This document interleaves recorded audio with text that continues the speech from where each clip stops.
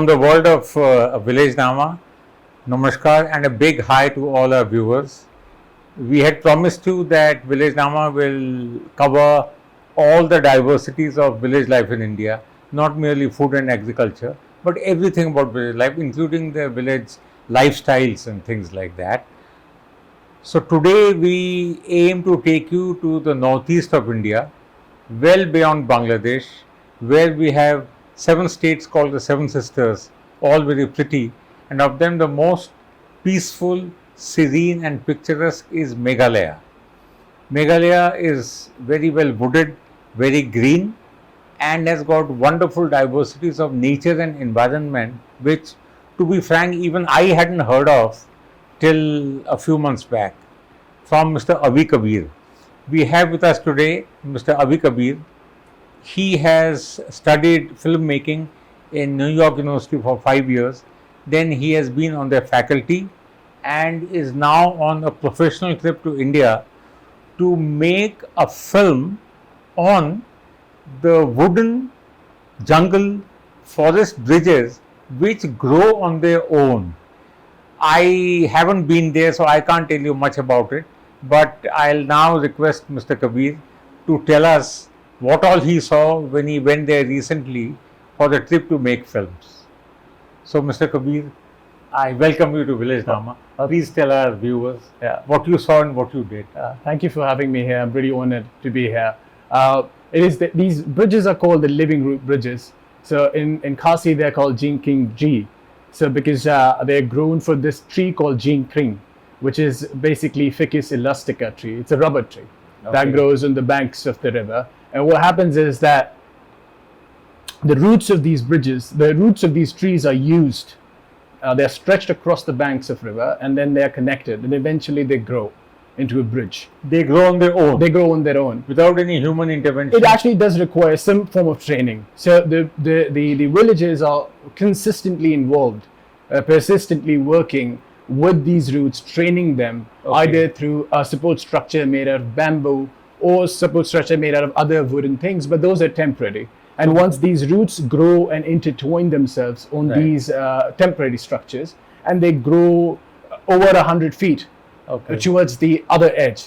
And so usually it's 2 trees on one side, on either sides, and then they connect together.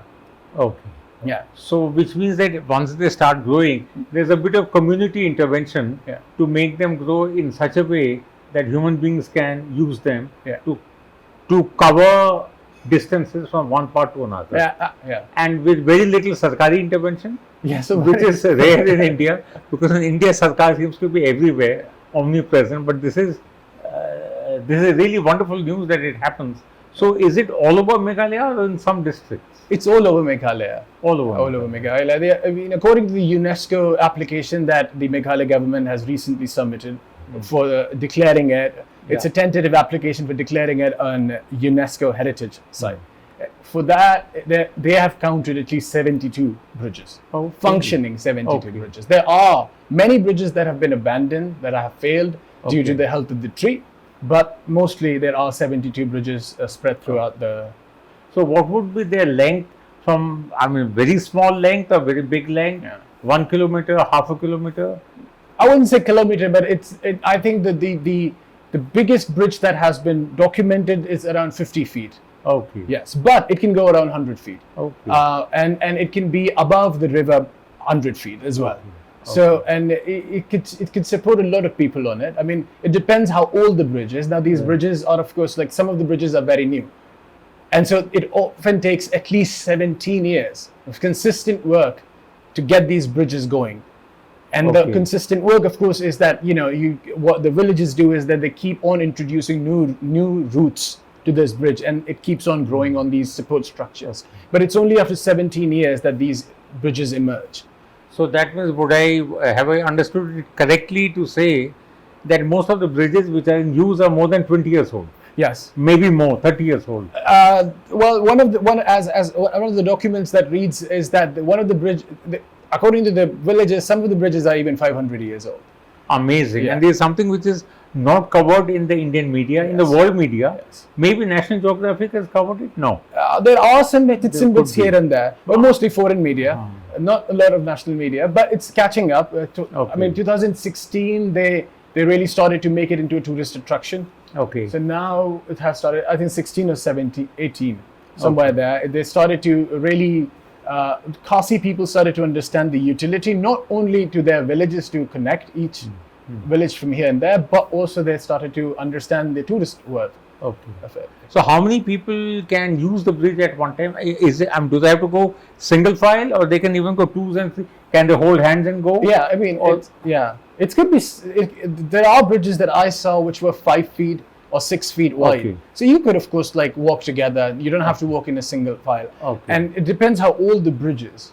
So if the bridge is very old, so let's say 17 to 18 years, which is a good time, you know, you could even take a bike on it. Okay. It's quite heavy duty. Amazing. Yeah. So we would love to get some photographs from you of some of these bridges which Definitely. will flash on Village Yes, Nama definitely. to let our viewers know Yeah. that there are such bridges in Meghalaya, in one part of India, which one never hears of. Yeah. Yeah. So what did you cover when you went there for your film making? Yes, so this was, of course, a visit there. It was a recce, what we Right. call it, and me and my cinematographer went there to understand the location. Now, the thing is that these bridges are located in a very remote part. Like most of Correct. these parts are very remote. So Okay. to reach these bridges, either we have to trek up or trek down somewhere, Yeah. and then so it's very difficult to film these bridges, especially during the season that they are used a lot, and that's when we need to also film them. Is that during the monsoons, because the river is really flowing fast below it, and so so this time we were just trying to figure out who are the people that will be there, who will be helping us, who will be collaborating with, who are the places that we'll be covering, the living root bridges that we'll be covering. So all these things we are trying to. This was our last visit was basically trying to understand the logistics, the location. One more aspect that we were trying to figure out, I was trying to personally figure out, was the folk tale, the oral culture that is behind this knowledge. Okay. And so we're trying to figure out if there could be a folk tale which is very intrinsic to Khasi culture that we could use to highlight the history of the living root So do you bridge. think you'll be able to unearth all that to make Yes. to make forays into the history of Meghalaya? We Kind are of. beginning to scratch the Yeah. surface, and there's a lot to do. I Right. think this movie will begin that. Okay. This film will begin that conversation. Okay. That where we'll start to understand how the folk tales, how the oral culture is connected, oral storytelling culture is connected to this amazing architecture. It's the engineering and all of that stuff. So while these bridges can be used 365 days of the year, but they are mostly in use during monsoon because the rivers balloon up, and people to cross the rivers, this is the only means of transport in those remote areas. Yes. Yeah? Mostly it's used during monsoons. I mean, that was the reason. So the reason that they came up with this was that if you're using a bamboo bridge, what happens is with the bamboo bridge is that if the bridge is if it's using dead material, then because of the moisture in the air and the climate of that state, the wood would start to rot. Okay. So anything that's dead, the forest rejects it in that sense. Right. And if you use, let's say, iron structures, it would start to rust. Okay. And also, it doesn't agree with the biodiversity of that. Okay. So the villagers came up with this ingenious idea where they could use what's available in the forest and almost integrate a structure that doesn't disturb the forest life or the diversity. In fact, adds to the diversity, if I may say, and gives you this amazing structure to cross. Mostly used in, of course, in monsoons, but used throughout the years. Also because I think it's also used mostly for the reason for agriculture, for crossing to or to access markets. Okay. So those are the two things that villages use it for. And these bridges are unique to Meghalaya, or do you find them in Nagaland, Mizoram, Manipur, Tripura? No, it's actually very unique to Meghalaya only. Yes. I see. Yes.